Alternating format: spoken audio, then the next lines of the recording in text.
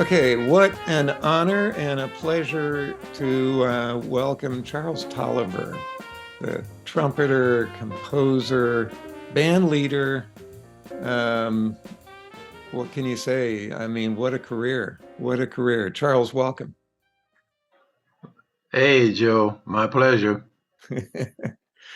um, I want to ask you, we are going to talk about Andrew Hill and your relationship with him. We've got a record coming out called Dance with Death, which you played on brilliantly. So I do want to get into that. But before I do, can we talk a bit about your career? And I'm thinking particularly your relationship with Jackie McLean.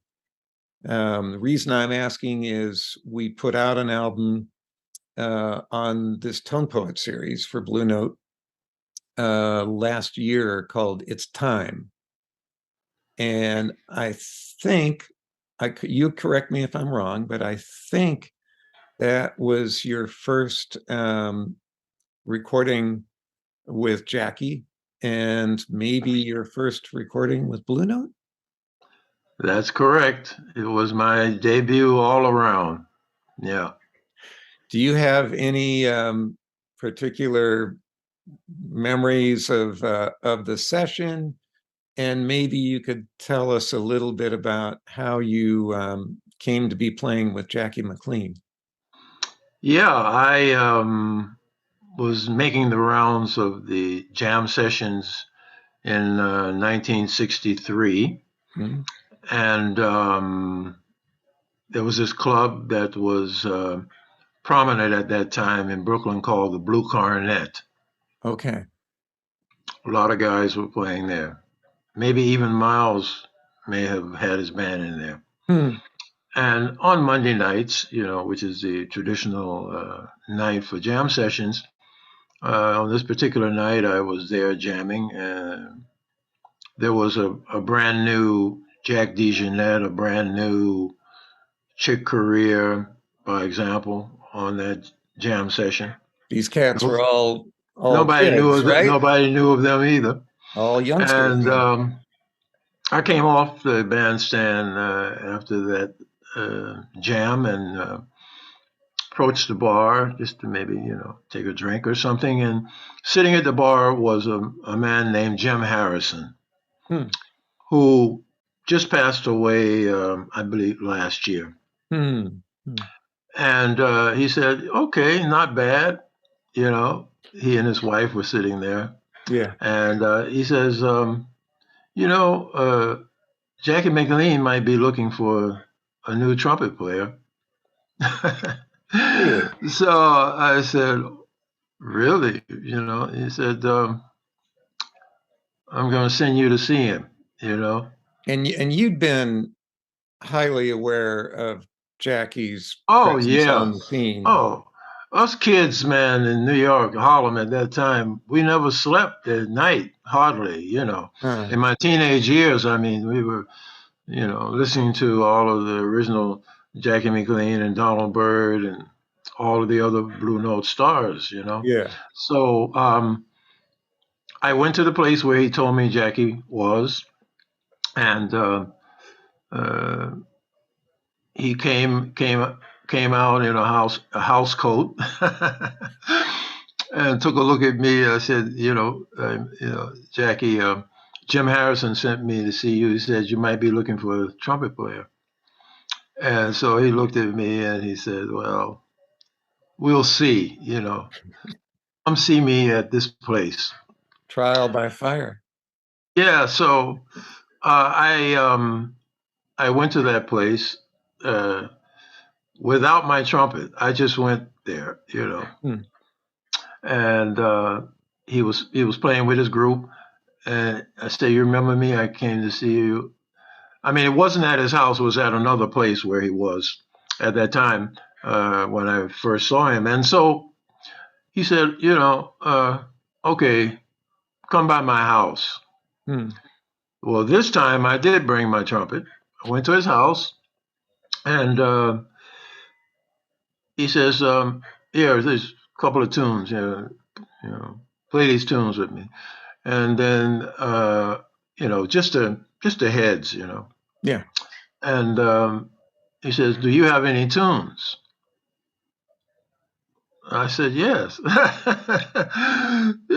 So I pulled out a couple of my tunes and everything. He says, "Okay, I'm putting you on my next record date." Now, when I tell people this, they say, "Well, you got to be kidding," because he never, you haven't been, like on the firing line with him, so he could check you out. Well, I said, we we solo a little bit over things, Yeah, yeah, yeah, yeah. at his house, and so that's basically how it started. And uh,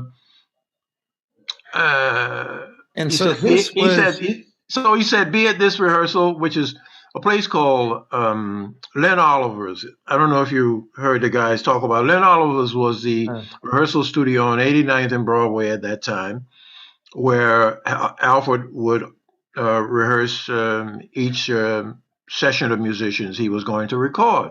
yeah. And it was a 2 day rehearsal. And so I arrived Mm. there, and when I got to the rehearsal room, Alfred and Frank were sitting there, and lo and behold, because Jackie didn't tell me who was going to be on this record date. Oh, Sitting at the piano was Herbie Hancock. yeah, Sitting at the drums was Roy Haynes. yeah. So, you know, Big time. and the bass player was brand new. I had never even heard of him, seen him. All of these guys, we all came up around the same time, Uh-huh. arrived in New York, and that bass player was Cecil McBee. Cecil McBee. Yeah. Right. So Alfred had a procedure. You play the tunes that are going to be recorded, and he had a stopwatch, and he would time them, Hmm. and that would inform him because he would tell you, the sidemen, how many choruses you take Because based on the time. Yeah, he's thinking in terms of LP sides and time yes, length. he's thinking of LP size. I Yeah. mean, he's the master of that. He's one of the Yeah. creators of that. And so he knew, if you're going to do 6 tunes, 3 tunes a side, how much for the LP time at that, during that technical time that he wanted the sidemen to solo. And so you were given either one chorus or 2 choruses, maybe 3, depending on the length of the tune. Right. And after a 2 day rehearsal, off we went, meeting at the famous Empire Hotel, which still sits there. It's a condominium now, but, Yeah. famous Empire Hotel right at Lincoln Center. And in front was always parked a checker cab. Hmm. One of those famous Yeah. checkered cabs with the jumper seats and everything in the back, and you know, you know, You uh, guys would a go over box, to a box for liquor and lunch meat sandwiches, and off we went to Rudy's, okay. and so that's how that It's Time first recording of mine was done with Jackie McLean. I have a picture from when we released it, but picture, let's see if we can see this. Wow, Yeah. I haven't seen that. I would love to get a copy. Well, you shall have it. Yeah, you and Jackie at that date, which is Wow. August 5th, 1964. We should shift gears a little bit, and I want to ask you about your relationship with this record coming out with Andrew Hill, but your relationship with Andrew and how did you first become aware of what he was doing? I became aware of Andrew Hill again from this wonderful gentleman, Jim Harrison. Oh, same guy. So Okay. Jim Harrison was, if ever there was a benefactor in terms of having his ears and eyes on who are the young players, Mm, you know, mm. involved with this music. It was Jim Harrison. He was a fellow who would be hired to put out the flyers and cardboard things, advertisements for gigs. Oh, yeah, And so he because got to know all the club owners, and of course he was able to come and listen to the musicians everywhere, and he got to know them that way. And after meeting him and him sending me to Jackie McLean, every once in a while he would call me and say, "Hey, there's a gig. I think I'll see if I can't get you on it." hmm. And there was a church which is still there. It's still functioning at Central Park West and about 62nd Street, Hmm. 63rd. Uh, a couple of doors, a couple of blocks up from the famous Mayflower Hotel that used to be Oh, there. sure. Okay. Yeah. Uh, and they would have, sessions on, Sundays. Hmm. You know? And Jim was having jazz sessions in there. And he said, okay, there's going to be this pianist, Andrew Hill. And I think the drummer was Andrew Surreal. Oh, huh. Yeah. Yeah. I don't remember, who was the bass player. Uh, but that was how I first met Andrew. Hmm.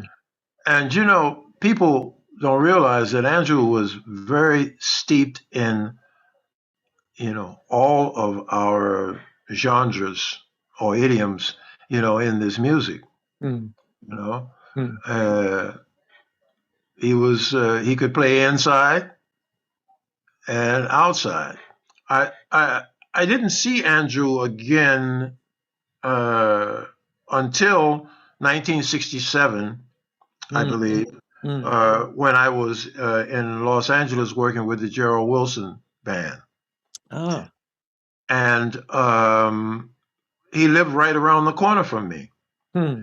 We found that out, and so we started to converse and talk about things. And when I came back home in 1967, uh, was probably when he gave me the call for that first recording, if Hmm. that's the one with Joe Farrell on it, Yeah. Higgins is on it. Victor Sproles, I believe, is the bass player, and all Hill's compositions. But it's such a great album. There's tune on there called "Fish and Rice" that is a blues, but it's got Andrew's sort of angular approach to what he would do, and it's a brilliant record.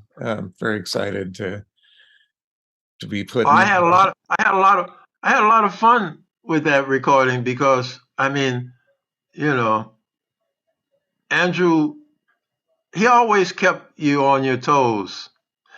Yeah. He would give you little structured things Hmm. in his compositions, but I knew that he wanted you to go for it, Yeah. and not get bogged down in, you know. And were these structured like a date like that, like Dance with Death? Would there be? I mean, the music is not easy. It sounds like there was a fair amount of rehearsal. Do you recall? Was it? I don't recall any rehearsal. I believe we probably went to Lynn Oliver's studio. Wait a moment, no, Alfred had already sold Blue Note, Yeah, by then. Hmm. and so that wonderful tradition was gone because, as you know, Bruno was being run out of L.A. at that time, Yes. Hmm. and Part of Liberty Records. Yeah. right. But Frank Wolf was sort of like, you know, on the scene whenever something was done in New York, Right. and but to be honest, I don't recall any rehearsal. The music was brought in. We went through it Yeah. uh, uh, on the date, and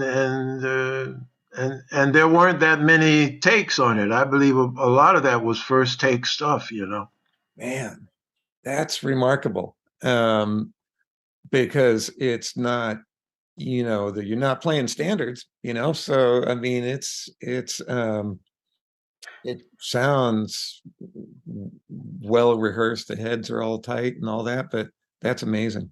That's amazing. Well, I mean, Joe Farrell was one of our great Yeah, saxophonists. yeah, no doubt. It was unfortunate that he passed away so Yeah, young. But I mean, Joe, he could sight read anything. I could too. So it was a matter of, okay, we looked at the music and we made it sound as if we've been playing it all the time. you did. Yeah, you did. And Charles, how if you don't mind me asking, how old are you? Well, I was born March 6, 1942. So you're younger than springtime. Yes. But I always say to people when they say, "Oh, wow, really? That's your age now?" I say, but I'm no older than the youngest musician out here, and that's because I've looked after myself, Hmm. and so knock on wood, at least at this moment, I have no ailments, and in order to play, power trumpet, you have to be in physical condition anyway. So Sure. that's one of the things which has kept me, physically, the way I look, which is not the age, the You look chronological great, age man. that I am. You look great. you You know, look great. You sound great. Charles, I really thank you. Appreciate your sharing some stories today, and I know everyone else is going to enjoy it. I want to do this again, and I thank you for joining us today.